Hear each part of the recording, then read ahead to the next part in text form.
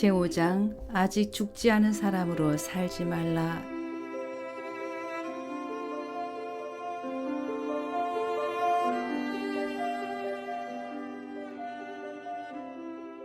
죽음에 도달하는 순간 모두 제로가 된다. 삶의 끝에서 아무도 당신에게 당신이 얼마나 많은 학위를 가졌으며 얼마나 큰 집을 가지고 있는지 얼마나 좋은 고급차를 굴리고 있는지 묻지 않는다. 중요한 것은 당신이 누구인가 하는 것이다. 이것이 죽어가는 사람들이 당신에게 가르치는 것이다. 후천성 면역결핍증 바이러스에 감염된 카를로스는 병이 깊어감에 따라 자신이 가진 힘에 대해 배울 수 있었습니다. 처음엔 직장을 잃었어요. 그러고 나서 신체적인 증상이 나타나기 시작했는데 더 이상 보험 혜택도 받을 수 없게 되었어요. 너무 아파 일을 할 수 없어서 임시보호소에서 생활했습니다. 삶이 악몽이 돼버렸어요. 치료를 받으러 진료소에 갔더니 의사가 새롭게 진행 중인 의학시험에 참가해보지 않겠느냐고 권하더군요. 실험 참가 신청을 한 뒤 신체 검사를 받고 기다렸어요. 하지만 5주가 지나가도록 병원에서는 아무 연락이 없었죠. 병은 점점 더 악화되었지만 언제나 다음 주에 결과가 나올 거라는 말만 들었어요. 집 전화도 끊겼기 때문에 결과를 확인하려면 진료소까지 직접 찾아가야만 했고요. 7주가 지나자 진료소까지 걸어갈 힘조차 없었어요. 너무 지치고 숨이 차서 보도 위에 주저앉았어요. 길바닥을 내려다보며 이제 끝이구나, 이렇게 끝나는구나 하고 생각했어요. 하지만 그것이 내 삶의 첫 고비는 아니었어요. 난 농사일을 하며 가난하게 자랐고 11살이 될 때까지는 제대로 된 신발조차 없었어요. 하지만 난 어린 시절의 역경들을 정말 잘 이겨냈어요. 그때 용기와 의지는 다 어디로 가버린 걸까? 난 그저 그곳에 앉아 울음을 터뜨렸어요. 절대로 이렇게 죽을 순 없어. 난 아직 하고 싶은 일이 많아. 내가 가지고 있던 모든 힘들이 사라진 것 같아 한없이 슬펐죠. 영혼이 시들어버린 느낌이었어요. 정신이 점점 혼미해졌어요. 여기서 이대로 죽어야 하나? 그때 갑자기 이런 생각이 떠올랐어요. 난 아직 살아있어. 내가 가진 힘이 모두 사라진 건 아니야. 간신히 몸을 일으켜 진료소까지 걸어갔어요. 그리고는 간호사를 붙들고 호소했죠. 난 지금 당장 치료를 받아야 해요. 결과가 나올 때까지 기다릴 시간이 없어요. 새로운 치료제를 구할 다른 방법이 틀림없이 있을 거예요. 아주 간절히 매달렸기 때문에 간호사는 다른 곳에서 주관하는 치료 프로그램에 날 등록해 주었어요. 바로 그날부터 새롭게 처방된 약물로 치료를 받았지요.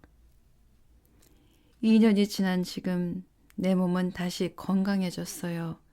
난 이제 죽지 않아요. 모든 게 그날 길바닥에서 어린 시절 내게 있던 힘을 떠올린 덕분이에요. 내가 지닌 힘을 기억해내지 못했다면 난 오래전에 죽었을 거예요. 우리의 진정한 힘은 사회적 지위나 넉넉한 은행 잔고, 번듯한 직업에서 나오는 것이 아닙니다. 진실하고 강인한 그리고 고귀한 내면에서 나오는 것입니다. 우리들 각자는 우주의 근본적인 힘을 지니고 있지만 그것을 깨닫지 못합니다. 주위를 둘러보면 사람들은 힘으로 충만해 있고 자연도 힘으로 가득 차 있습니다. 씨앗은 꽃으로 피어나고 날마다 태양은 하늘을 가로지릅니다. 우리 안에 우리 자신으로부터 생명이 잉태되는 것을 보기도 합니다. 그럼에도 스스로에 대해서는 이 모든 힘과 상관없는 존재라고 생각합니다. 신은 이런 힘을 자연에게만 주고 인간은 나약하게 만들지 않았습니다. 데이빗 박사는 우리가 어떻게 힘을 찾고 또 사용해야 하는지 일깨우는 상징적인 이야기를 들려주었습니다. 그는 다음과 같은 예를 들었습니다. 사람들이 당신의 사유지를 가로질러 지나다닌다면 적어도 1년에 한 번은 그 땅이 당신의 것임을 알리는 편말을 세워 놓아야 한다는 것입니다. 편말을 세우지 않으면 몇 년 지나지 않아 그 땅은 공유지가 되어버릴 것입니다. 우리의 삶은 그 사유지와 같습니다. 가끔씩이라도 우리는 아니요, 또는 그건 나에게 상처를 주는 일이야. 네가 날 마음대로 할 수는 없어. 라는 등의 말을 하면서 자신의 존재를 알리는 경계선을 그어야 합니다. 다른 사람이 어떻게 생각하는가에 신경 쓰면 정작 자신의 힘을 잃어버립니다. 이 힘을 회복하고자 한다면 지금 당신이 살고 있는 삶은 바로 당신 자신의 삶이라는 사실을 잊어서는 안 됩니다. 당신이 어떻게 생각하는가가 가장 중요합니다. 당신에게는 다른 사람들을 행복하게 해줄 힘은 없지만 스스로를 행복하게 만들 힘이 있습니다. 당신이 다른 사람의 생각을 지배할 수는 없습니다. 사실 당신은 그들의 생각에 거의 영향을 미치지 못합니다. 10년 전에 당신이 즐겁게 해주려고 노력한 사람들을 떠올려 보십시오. 그들은 지금 어디 있습니까? 그들은 이미 당신의 삶에서 사라져 버렸을 것입니다. 혹시 아직 있다 하더라도 당신은 여전히 그들에게서 인정받기 위해 애쓰는 중일 것입니다. 그들에 대해서는 이제 잊어버리고 당신의 힘을 되찾아야 합니다. 자기 자신에 대한 스스로의 의견을 만들어야 합니다. 하지만 인간이기 때문에 종종 길을 잃고 헤맬 때가 있습니다. 자신의 잘못과 결점을 되돌아보면서 이런 잘못을 저질렀기 때문에 난 불행한 거야. 난 뭔가 잘못되어 있어. 그러니 나 자신을 바꿔야만 해 하고 말합니다. 그러나 실수나 무능력한 면들만 바라보면 그 부분들에 자신을 가두게 됩니다. 난 지금까지는 부족했어. 하지만 이제부턴 더 나은 사람이 될 거야 하고 스스로 말하면서 끝없이 더 많은 것을 추구하는 위험한 게임을 시작하는 것입니다. 돈이 더 많다면, 직장에서 더 높은 지위에 오르게 된다면, 더 많이 존경받게 된다면 더 행복해질 거라고 우리는 스스로에게 말합니다. 왜 오늘보다 내일 더 행복하고 강해질 거라고 생각합니까? 더 많은 것을 원하는 게임을 아무리 훌륭히 치러냈더라도 자신을 잃어버린다면 결국 힘을 잃을 뿐입니다. 그리고 그 게임은 우리를 언제나 부족하다고 느끼는 결핍 상태에 머물게 합니다. 여전히 부족하다고 느끼기 때문에 자신이 원하는 것을 얻더라도 기분은 더 나빠집니다. 여전히 불행하긴 마찬가지입니다. 조금만 더 갖는다면 하고 이 단순한 문제를 깨닫지 못하는 것입니다. 죽음을 앞둔 사람은 내일이 없으므로 더 이상 더 많은 것을 추구하는 게임을 할 수가 없습니다. 그들은 오늘 가진 것만으로도 충분하다는 걸 깨닫게 됩니다. 전지전능한 신이 내일이 될 때까지 기다려야겠어 하고 말하는 걸 상상할 수 있을까요? 신은 당신이 행복해지면 좋겠어. 그런데 이런 당신은 직업이 별로 좋지 않으니 내가 해줄 수 있는 게 별로 없군 하고 말하지는 않을 것입니다. 신은 우리가 이 삶과 스스로에게 설정해 놓은 한계를 보지 않습니다. 신은 우리에게 내일이 아닌 바로 오늘 더 나은 삶을 살 수 있는 세상을 주셨습니다. 우리가 마음만 먹으면 나쁜 날은 좋은 날이 될 수 있고 불행한 관계는 회복될 수 있으며 여러 잘못들을 바로잡을 수 있습니다. 레슬리와 그녀의 5살 난 딸 멜리사는 어느 날 쇼핑가에서 길을 건너고 있었습니다. 길 저쪽에서부터 음악을 크게 틀고 달려오던 한 지프차가 정지 신호를 무시한 채 좌회전을 했습니다. 18세밖에 안 된 그 운전자는 햇빛 때문에 레슬리와 멜리사를 보지 못했습니다. 하지만 레슬리는 그 지프를 받고 자신들이 곧 그 차에 치이게 될 거라는 걸 알았습니다. 그녀는 딸을 꼭 껴안고 있을 수밖에 없었습니다. 그러나 마지막 순간에 운전자가 그들을 발견하고는 운전대를 꺾었습니다. 그 차는 주차되어 있는 차들을 몇 대 들이받고는 새파랗게 질려있는 모녀의 겨우 몇 센티미터 앞에서 멈춰 섰습니다. 그 젊은 청년은 방금 일어난 일에 혼비백산했지만 레슬리는 오직 감사할 뿐이었습니다. 그 일은 얼마든지 다른 식으로 끝날 수도 있었어요. 나와 멜리사가 길바닥에 죽어서 누워있대도 이상할 게 없었어요. 안도의 숨을 내쉬는 그녀는 말했습니다. 삶은 정말 수많은 방향으로 갈릴 수 있는 것 같아요. 난 그날 우리 목숨을 구해주셔서 감사하다고 신에게 무릎 꿇고 기도했어요. 그날 이후 나는 그 어느 것도 당연하게 여기지 않게 되었어요. 어머니가 전화하셔서 유방 X선 검사 결과가 좋다고 얘기하셨을 때 어머니가 검진을 받으신 것이 그렇게 고마울 수가 없었어요. 어머니가 건강한 것도 감사드려요. 우리가 사는 삶이 얼마나 위태로운지 알고 나니 비로소 감사하는 마음을 가질 수 있게 되었어요. 그 감사하는 마음이 내 삶에 무한한 의미와 힘을 불어넣어 주었어요. 감사할 줄 아는 사람은 강한 사람입니다.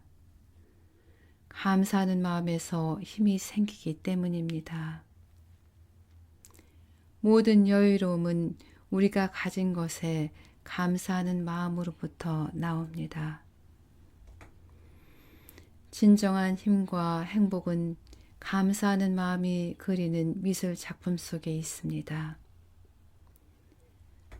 자신이 현재 가진 것에 감사하는 일, 자신의 있는 그대로 모습에 감사하고 자신이 이 세상에 태어날 때 갖고 나온 것에 감사하는 일, 자신의 독특함에 감사하는 일. 100만 년이 흐른다 해도 당신과 똑같은 사람은 이 세상에 없을 것입니다. 어느 누구도 당신과 똑같은 관점으로 세상을 바라보고 반응하지 않을 것입니다.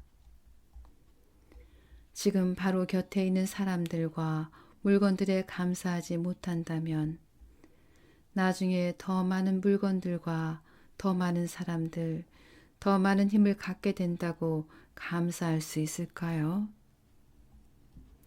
한 번도 감사의 근육을 사용해 본 적이 없는 당신은 모든 것을 얻게 되어도 감사하지 못할 것입니다.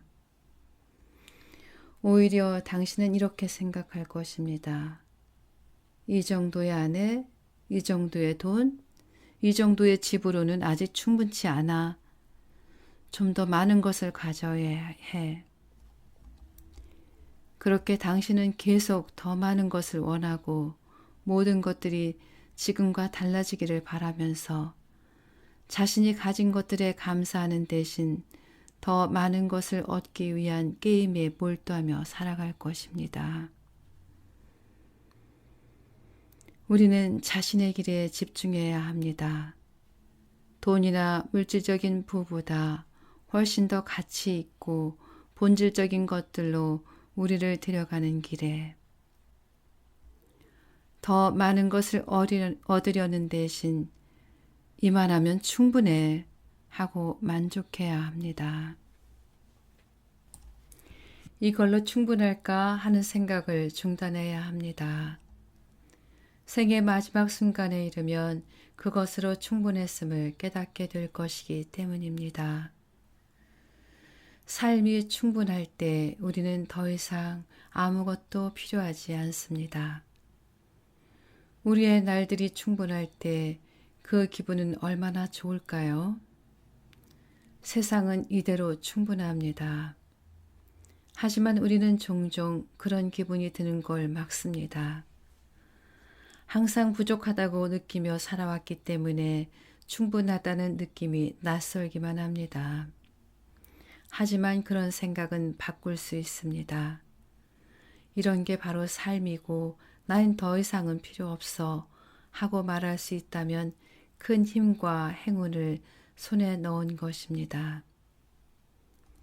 우리 안에는 많은 힘이 존재하지만 그것을 사용하는 데는 너무도 무지합니다. 진정한 힘은 자신이 누구인가, 세상에서 자신의 자리가 어디인지 깨닫는 일에서부터 시작됩니다. 더 많이 축적해야 한다고 느낀다면 자신이 누구인가를 완전히 잊은 것입니다. 모든 일이 잘 되어가고 모든 사람이 정해진 길을 가고 있다는 걸 깨달을 때 진정한 힘이 생겨난다는 것을 기억해야만 합니다. 20살의 산드라는 절친한 친구 세일라가 결혼한다는 소식을 듣고 무척 기뻤습니다. 세일라가 신부 들러리를 서달라고 부탁했을 때는 자기가 결혼하는 것처럼 흥분되기까지 했습니다. 결혼식 날 산드라는 신부를 교회로 데려가기 위해 자진해서 자신의 새 차를 몰고 와서 기다렸습니다. 그렇게 하면 신부가 화려하게 등장할 수 있을 것 같아서였습니다. 세일라의 아파트 앞에 차를 세웠을 때 비가 내리고 있었습니다. 신부를 도와 결혼 예복과 신혼여행 가방을 차로 옮기고 산드라가 막 운전석에 앉으려고 하자 세일라는 자기가 운전하겠다며 나섰습니다. 산드라가 말했습니다. 자기 결혼식에 직접 운전해서 가는 사람이 어딨어. 하지만 세일라는 고집을 피웠습니다. 내가 하게 해줘. 내 결혼식 날 비가 내리는 건 어쩔 수 없지만 잡다한 생각들을 털어내는데 도움이 될 것 같아서 그래. 산드라는 어쩔 수 없이 세일라에게 차 열쇠를 건네주었고 그들은 출발했습니다. 교회까지 몇 킬로미터 운전해 가면서 그들은 결혼식에 필요한 것들을 확인했습니다. 그리고 점점 더 나빠지는 날씨와 세차게 내리는 비에 대해 이야기했습니다. 그런데 갑자기 차가 빗길에 미끄러지면서 엉뚱한 방향으로 달려갔습니다. 차는 그대로 가로등을 들이받았고 신부는 그 자리에서 숨졌습니다. 산드라는 몇 군데 뼈가 부러지긴 했지만 생명에는 지장이 없었습니다. 몸은 무사했어도 산드라의 마음은 심한 상처를 입었습니다. 20년이 지난 지금까지도 그녀는 그날의 일을 떠올리며 괴로워하고 있었습니다. 그녀는 한탄하며 말했습니다. 내가 운전을 했으면 세일라는 죽지 않았을 거예요. 나 데이비 캐슬러는 산드라에게 몇 가지 질문을 했습니다. 만일 당신이 운전을 했더라면 세일라가 살았을 거라고 확신하나요? 당신은 차 사고가 날이라는 걸 알고 있었나요? 그 친구가 죽으리라는 걸 미리 알고 있었나요? 당신은 살아남고 그녀는 죽으리라는 걸? 그녀는 이 모든 질문에 아니라고 대답했습니다. 아니요. 하지만 난 살았고 그 친구는 죽었다고요. 산드라는 여전히 죄책감에서 헤어나지 못하고 있었습니다. 내가 물었습니다. 만일 상황이 완전히 달라져서 둘의 상황이 바뀐다면 세일라가 당신에게 무슨 말을 하길 바라나요? 그러니까 만일 당신이 죽고 친구가 여기 이렇게 있다면 그녀에게 어떤 말을 해줄 건가요? 당신 친구가 수십 년이 지난 뒤에도 여전히 죄책감으로 고통받는 모습을 내려다보게 된다면 그때의 사고에 대해 당신은 친구에게 뭐라고 할 건가요? 산드라는 잠시 동안 자기가 그 친구라면 어떻게 했을지 진지하게 생각했습니다. 나라면 운전을 한 건 나야. 내 결정에 대해선 내가 책임을 지는 거야. 아무도 나에게 운전하라고 강요하지 않았고 아무도 날 막지 못했어. 그날은 내 결혼식 날이었고 아무리 운전하지 말라고 말렸어도 난 듣지 않았을 거야. 하고 말하겠어요. 오래전의 비극을 떠올리는 산드라의 눈에는 눈물이 가득 고였습니다. 또 내 잘못이 아니야. 어쩌다 보니 그렇게 된 거야. 난 내가 죄책감을 느끼며 삶을 허비하지 말았으면 해. 하고 말할 거예요. 가끔은 삶에서 예상치도 못한 비극적인 일들이 일어납니다. 하지만 그것은 누구의 잘못도 아닙니다. 왜 어떤 이는 살고 어떤 이는 죽는지 그 이유를 아는 사람은 아무도 없습니다. 산드라는 자기가 운전하지 않은 것 때문에 또 친구에게 운전을 맡겨 그녀를 죽게 만든 것 때문에 늘 죄책감에 시달렸습니다. 그 당시 누가 운전할 것인가에 대한 둘의 결정이 어떤 결과를 낳을지 그녀가 몰랐다는 것, 아니 모를 수밖에 없었다는 것을 상기시켜야 했습니다. 그녀는 친구가 원하는 대로 새 차를 운전하게 해주어 결혼식 날을 더 기분 좋은 날로 만들어주고 싶었을 뿐입니다. 이런 반응을 흔히 살아남은 자의 죄의식이라고 부릅니다. 하지만 전혀 근거 없는 죄의식입니다. 이 개념은 2차 대전 후 포로 수용소의 생존자들이 왜 내가 아닌 그들이 죽었지? 하는 질문에 시달리며 정신적 고통을 호소함으로써 처음 세상에 알려졌습니다. 폭탄 테러, 비행기 추락, 자동차 사고, 심지어 후천성 면역 결핍증 같은 비극적인 일을 겪었거나 목격한 사람들은 거의 어김없이 살아남은 자의 죄의식 증상을 보입니다. 또한 사랑하는 사람이 자연사한 경우에도 남겨진 사람들에게서 같은 증상이 나타납니다. 예상치 못한 비극을 겪은 사람이 왜 자신만 살아남았는지 묻는 것은 충분히 이해가 가지만 그것은 근본적으로 해답 없는 질문입니다. 그런 질문을 던지는 것은 우리가 그만큼 무의식적으로 오만하다는 증거입니다. 죽을 사람과 살 사람을 결정하는 것은 신이나 우주의 몫이기 때문입니다. 단 우리의 질문에 해답은 있을 수 없지만 그런 일이 일어난 이유는 있습니다.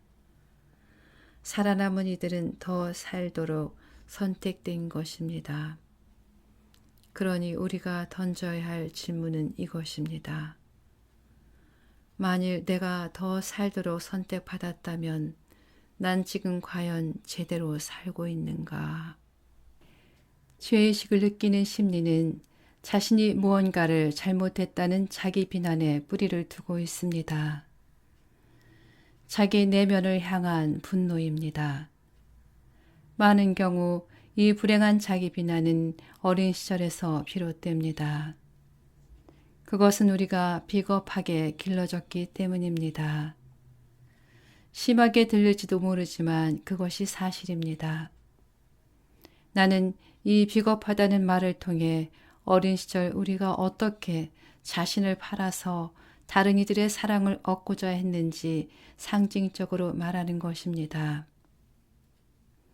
우리는 대개 강한 자기 정체성을 이루기보다는 다른 사람의 희망사항에 신경을 쓰며 착한 아이가 되어야 한다고 배웁니다. 독립적이거나 사람들과 서로 의존하며 사는 것은 그다지 권장되지 않습니다. 그 대신 서로 종속적인 관계를 맺도록 훈련받습니다. 타인의 욕구와 삶은 중요하게 여기면서도 자신의 욕구와 삶은 무시하도록 말입니다. 그것은 의식적인 선택이 아닙니다. 종종 우리는 행복에 대한 자신의 욕구를 어떻게 충족시켜야 할지조차 모르고 있습니다. 이런 종속관계의 대표적인 증상은 아니요라고 말하지 못하는 것입니다.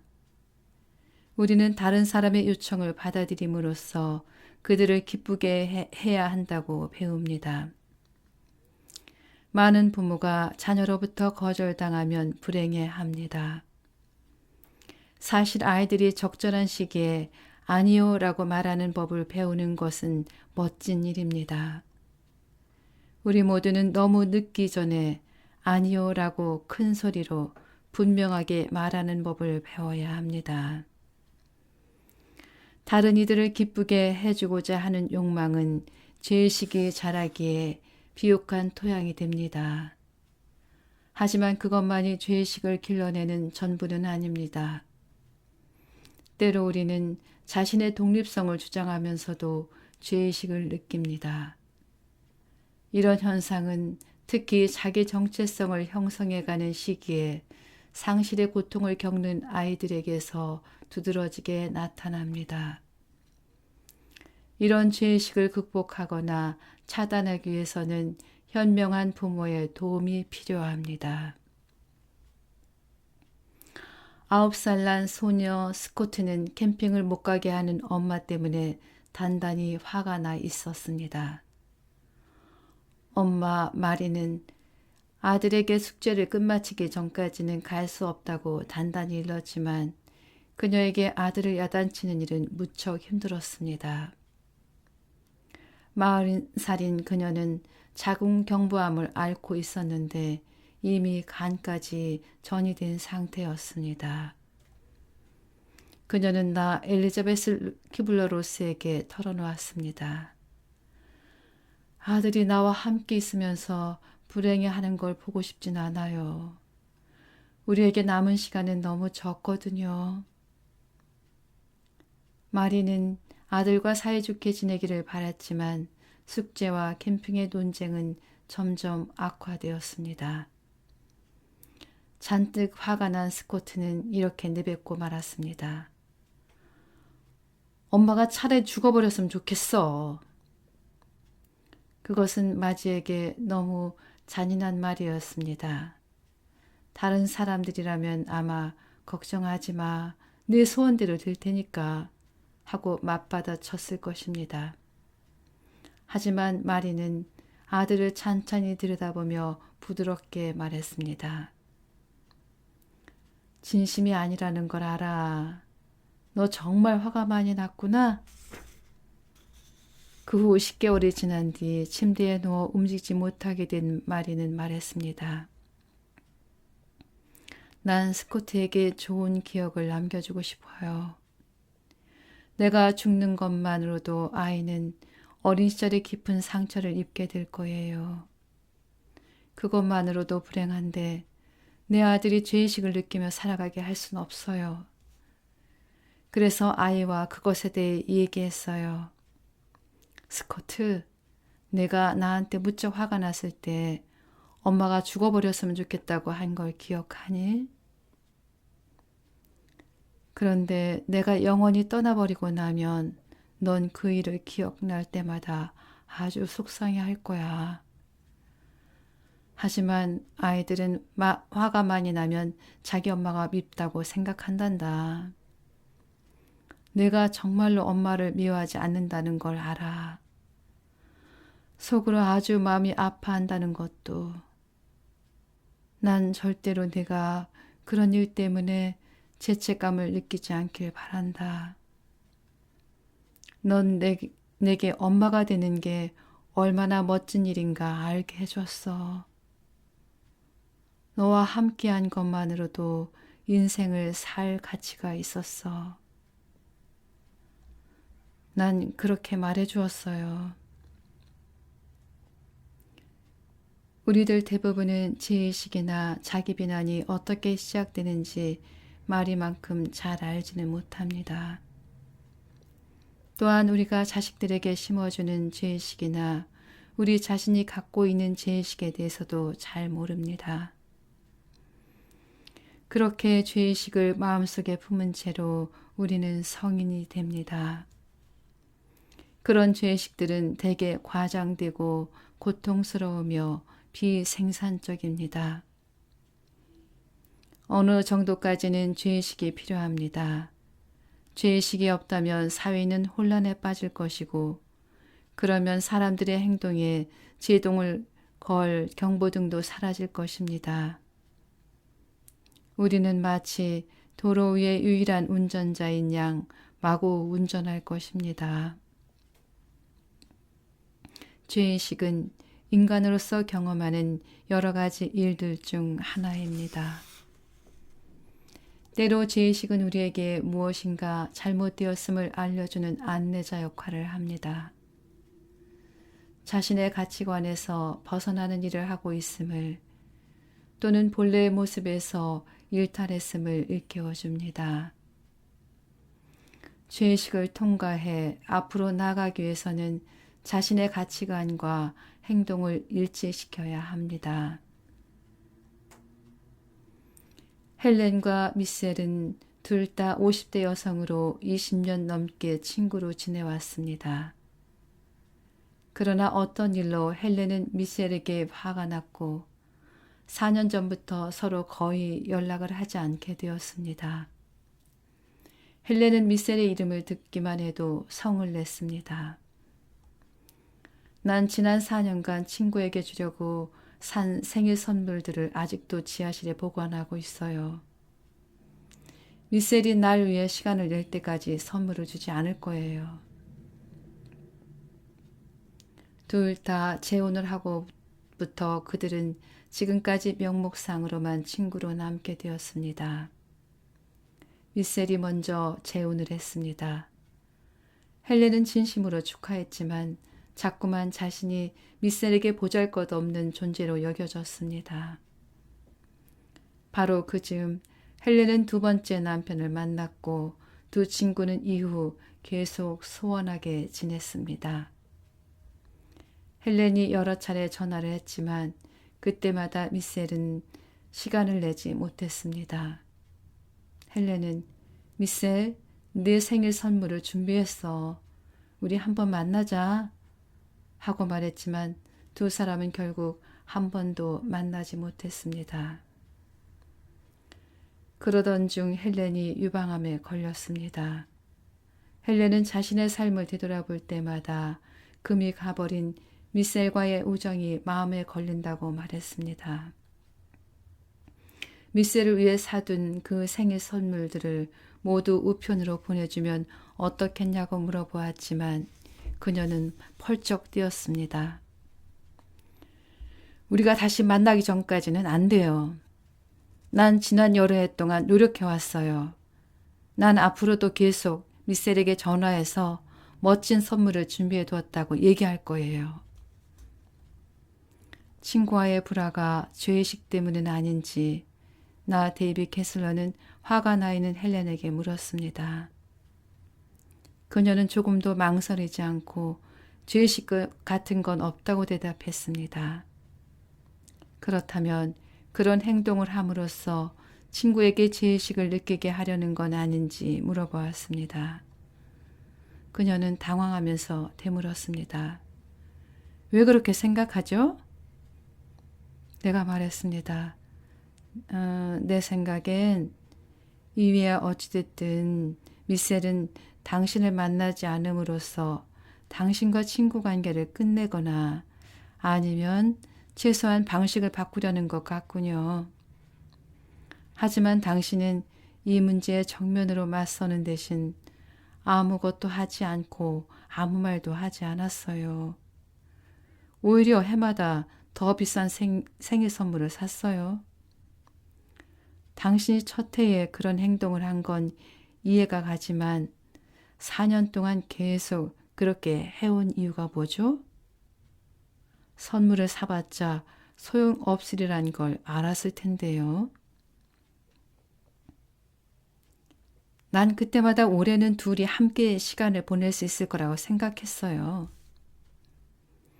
그녀가 산 선물들이 어떤 식으로든 달라진 점이 있느냐고 묻자 그녀는 해가 바뀔 때마다 점점 더 좋은 선물을 샀다고 대답했습니다. 그래서 나는 전혀 받고 싶지 않은 마음이 없는 사람에게 점점 더 멋진 선물을 주려는 이유가 무엇인지 물었습니다. 헬렌은 당황하며 자신의 행동에 대해 생각했습니다. 그러더니 화난 투로 불쑥 쏘아붙였습니다. 당신은 이해 못해요. 나쁜 쪽은 미셀이에요. 만나려고 하지도 않은 쪽은 바로 그 친구라고요. 그 말을 받아 내가 말했습니다. 그럴 수도 있지요. 하지만 당신이 친구를 위해 산 선물들은 그녀에게 죄의식을 심어주기 위한 것이 아니었나요? 당신은 점점 더 좋은 선물을 사면서 미셀이 그 선물을 받았을 때 무엇을 느끼길 바랐나요? 마침내 헬렌은 고개를 떨구며 나지막한 목소리로 인정했습니다. 나를 만나주지 않은 것에 대해 미셀이 죄의식을 느끼게 하고 싶었어요. 그녀가 당신 목소리에서 당신의 그런 생각을 읽을 수 있을 거라고 생각하진 않았나요? 어쩌면 그래서 그 친구는 당신을 만나고 싶지 않았는지도 몰라요. 당신은 더 이상 진심으로 선물을 건네는 것이 아니에요. 그녀가 말했습니다. 이제 그만 이 일을 마무리하고 싶어요. 좀 더 좋은 쪽으로 해결하고 싶어요. 그러면 선물을 우편으로 보내세요. 헬렌이 고집스럽게 대답했습니다. 싫어요. 그럼 자선단체에 보내세요. 안 돼요. 그럴 순 없어요. 마음이 가벼워지기를 바란다면 그 죄의식을 버려야 해요. 당신이 갖고 있고 또 미셀에게 심어주려는 그 죄의식 말이에요. 그 선물들에 집착하는 난 당신은 죄의식에 붙들려 있게 돼요. 친구에게 죄의식을 느끼게 하려 했기 때문에 이제 당신이 죄의식을 느끼고 있는 거예요. 생각해 볼게요. 몇 주가 지나 헬렌은 미셀에게 용기를 내어 전화를 걸었습니다. 이번에는 너에게 줄 선물이 있어 하고 말하는 대신 그렇게 말한 걸 사과했습니다. 미셀은 헬렌에게 그 선물 때문에 정말로 자신이 인질이 된 듯한 기분이었다고 말했습니다. 둘은 이제 다시 대화를 나누게 되었고 다시 우정을 쌓아가고 있습니다. 두 사람은 깨끗한 상태에서 시작하기로 약속하고 선물을 자선단체에 기부했습니다. 죄의식은 우리를 가장 어두운 내면에 묶어둡니다. 그것은 우리를 나약함, 수치심, 냉정함과 연결합니다. 우리의 부정적인 부분이 그 죄의식을 먹고 자랍니다. 아무것도 하지 않는 것 역시 죄의식을 키우는 영양분입니다. 죄의식을 느낄 때 우리의 마음은 좁아지고 하찮은 생각들에 사로잡힙니다. 그러다가 시간이 지나면 수치심을 느낍니다. 이것을 취하려면 활발히 행동하고 그 감정을 다른 사람과 나눠야 합니다. 진정한 자아는 죄의식을 알지 못합니다. 진정한 자아는 이 세상의 죄의식을 초월해 있습니다. 수치심과 죄의식은 깊이 연결되어 있습니다. 수치심은 과거의 죄의식에서 생겨납니다. 죄의식은 자신이 무슨 일을 했는가에 대한 것인 반면 수치심은 자신이 어떤 사람인가에 대한 감정입니다. 의식 속에 자리 잡은 죄의식은 영혼을 공격하는 수치심으로 변합니다. 죄의식과 마찬가지로 수치심도 자신의 정체성을 발견하기 전인 어린 시절에 뿌리를 내립니다. 자신의 실수를 책임질 만한 나이가 되기 전부터 그것은 자라기 시작합니다. 많은 실수를 저지르지만 그 실수들이 우리의 본 모습은 아니라는 것을 깨닫기 전부터 자신의 욕구와 부모의 의견이 충돌하면 우리는 틀림없이 자기가 뭔가를 잘못한 것이라고 생각하다가 자신의 존재 자체가 잘못됐다고 믿게 됩니다. 상처와 분노와 미움을 가슴에 묻어두다가 이제는 자신에 대해서 나쁜 감정을 갖게 됩니다. 16살인 엘렌은 어머니가 되기엔 어렸지만 임신하기엔 충분한 나이였습니다. 그녀의 가족은 그런 일을 전혀 예상하지 못했습니다. 그들은 그녀와 삶에 대해 대화를 나눠본 적도 없었습니다. 헬렌은 더 이상 숨길 수 없는 상태가 되었을 때에야 부모에게 임신 사실을 털어놓았습니다. 죄의식과 수치심에 사로잡힌 헬렌의 부모는 그녀를 먼 곳으로 보내 아이를 낳게 하고 아이는 다른 집에 입양시키기로 했습니다. 헬렌은 아이를 한 번이라도 자세히 보고 싶어서 의사가 권유하는데도 출산할 때 진통제 쓰는 것을 거부했습니다. 덕분에 사람들이 아이를 데려가기 전에 작고 귀여운 딸아이를 볼 수 있었지만 결국 안아보지는 못했습니다. 55년도 더 지난 지금 헬렌은 심장이 약해졌고 전체적으로 건강이 나쁜 상태입니다. 그녀는 말했습니다. 이제 삶을 마무리할 때가 왔군요. 난 삶을 그저 있는 그대로 받아들였어요. 첫 출산한 딸아이를 제외하면요. 지금에 와서 난 그 애를 포기한 나 자신을 용서해야 한다는 걸 깨달았어요. 그 애를 임신했을 때는 나 역시 어린아이였어요. 내 행동이 어떤 결과를 낳을지 예상하지 못했어요.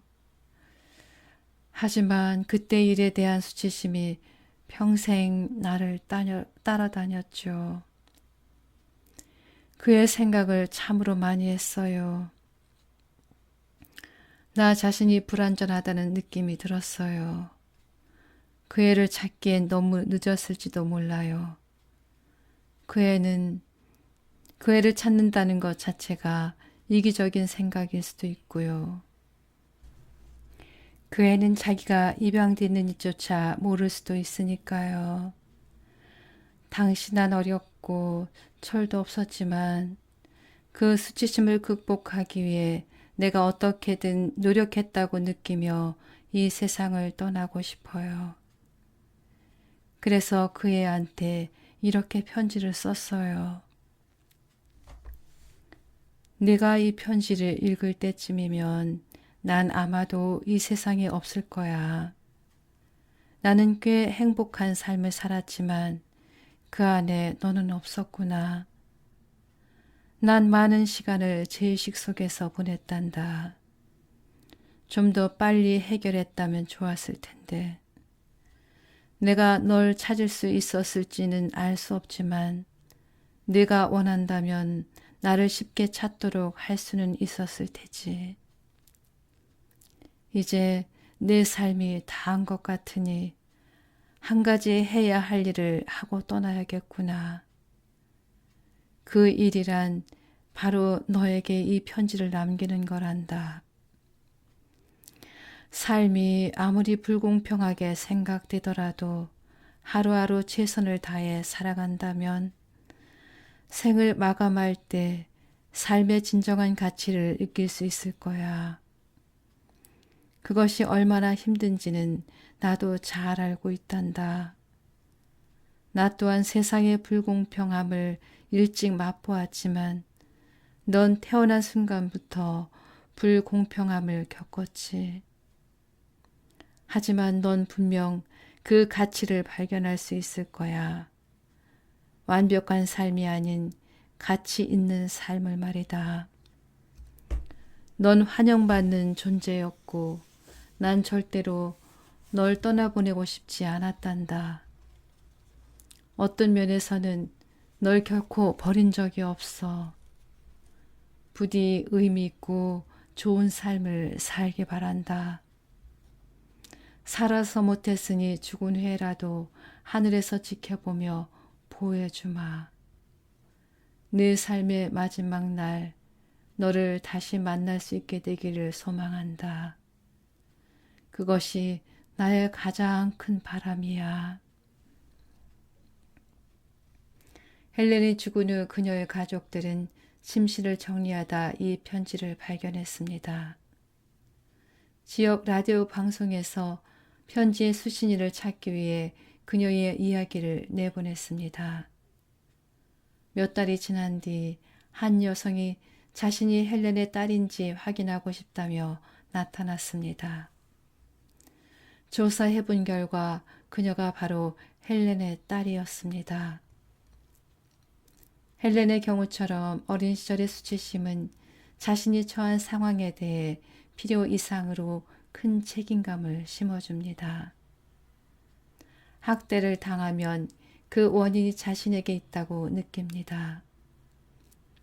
수치심을 느끼면서도 자기는 그런 수치를 당해 마땅하다고 생각합니다.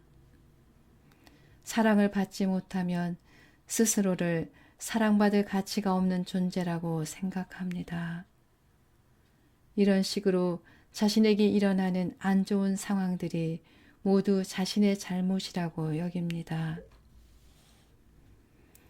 그러나 진실은 우리는 가치 있고 의미 있는 존재라는 것입니다. 때로 우리는 자신의 행동 때문에 상심하기도 합니다.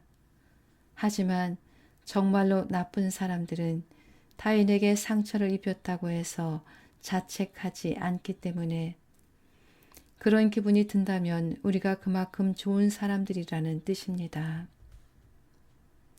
죄의식은 너무도 고통스러운 것이기 때문에 처음에 우리는 본능적으로 그 감정에서 벗어나려고 합니다. 우리는 무의식적으로 그 죄의식을 다른 누군가에게 떠넘기면서 그것을 떨쳐버리려고 합니다. 죄의식과 자책감을 감당하는 건 너무 힘드니까 이제부터는 네가 죄의식과 자책감을 느껴야 해 라는 식입니다. 다시 말해, 난 잘못하지 않았어. 그러니 네가 잘못한 거야 라며 떠넘기려는 것입니다. 하지만 그런 식으로 숨는다면 죄의식의 굴레에서 영원히 벗어날 수가 없습니다. 마음의 평화와 죄의식은 서로 반대편에 있습니다. 그렇기 때문에 죄의식과 마음의 평화를 동시에 느낄 수는 없습니다. 사랑과 평화를 받아들일 때 죄의식에서 벗어나며 죄의식에 사로잡혀 있을 때 사랑과 평화로부터 멀어집니다. 다행히 선택은 우리에게 달려 있습니다. 우리는 얼마든지 사랑을 경험할 수 있고 죄의식과 마음의 평화를 맞바꿀 수 있습니다. 죽음을 눈앞에 두면 누구나 신이 우리를 조건 없이 사랑하며 우리의 잘못과 허물을 보지 않는다는 사실을 깨닫습니다. 죽음을 눈앞에 두면 누구나 신이 우리를 조건 없이 사랑하며 우리의 잘못과 허물을 보지 않는다는 사실을 깨닫습니다.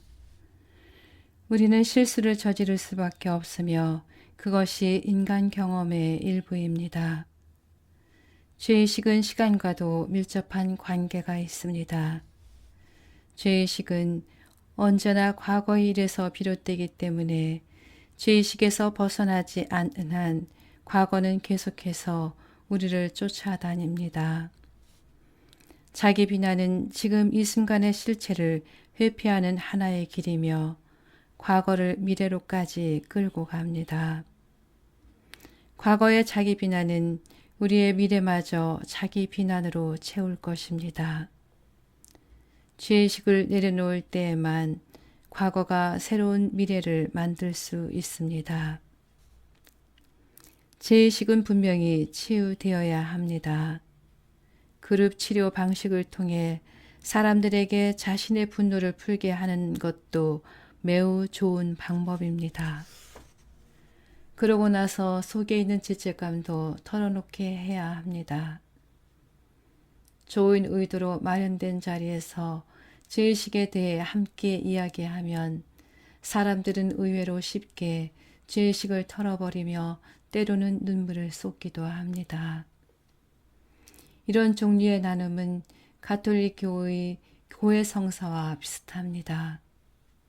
고해를 함으로써 우리는 비밀스러운 짐들을 덜어내고 자신보다 더 큰 힘으로부터 사랑받고 있음을 깨닫습니다.